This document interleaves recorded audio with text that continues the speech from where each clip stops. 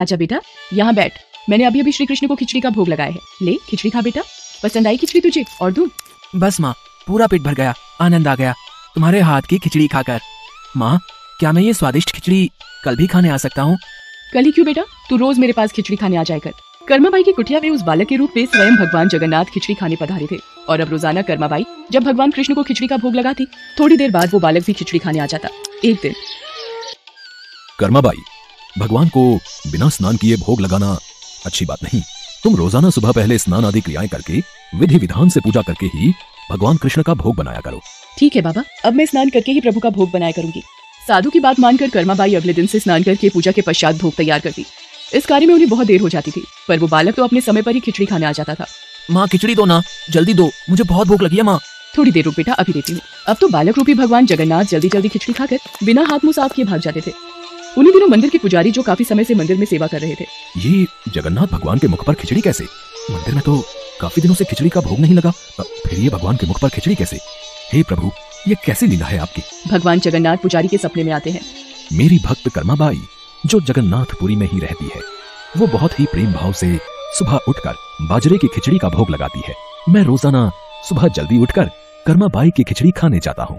मुझे कर्माबाई के हाथ की खिचड़ी बहुत पसंद है। पर एक साधु ने उसके पास आकर सुबह स्नान और पूजा के बाद विधि विधान से भोग लगाने का बोल दिया है। अब कर्माबाई स्नान और पूजा के बाद भोग लगाकर मुझे खिचड़ी देती है। इन सब कार्यों में बहुत देर लग जाती है। मुझे बहुत तेज भूख लगती है। भक्तगण मेरा इंतजार कर रहे होते हैं, इसलिए जल्दी जल्दी खिचड़ी खाकर मैं बिना मुंह हाथ धोए वापस लौट आता हूँ। भगवान जगन्नाथ की अद्भुत बातों को स्वप्न में सुनकर पुरोहित जी हर जगह उस साधु की खोज करवाते हैं और उसे बुलाकर सारी बात बताते हैं।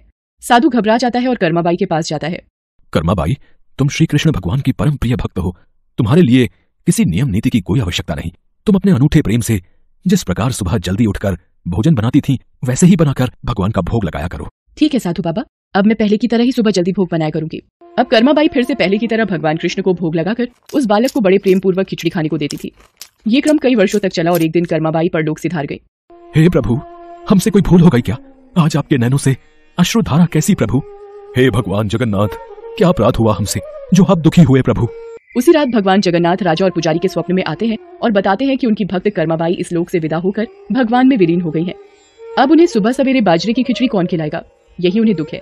अगले दिन पुजारी जी, जो स्वप्न आपने देखा वही स्वप्न मुझे दिखाई दिया। भगवान जगन्नाथ की प्रिय भक्त कर्माबाई अब इस लोक से विदा हो गई है। मैं चाहता हूँ आज से हर सुबह भगवान जगन्नाथ को कर्माबाई के नाम से बनाई बाजरे की खिचड़ी का भोग लगा करेगा, जिससे भगवान को कर्माबाई की कमी न महसूस हो। जी महाराज, अब से ऐसा ही होगा। उस दिन के बाद से कहते हैं कि भगवान जगन्नाथ को हर सुबह बाजरे की खिचड़ी का भोग लगाया जाता है।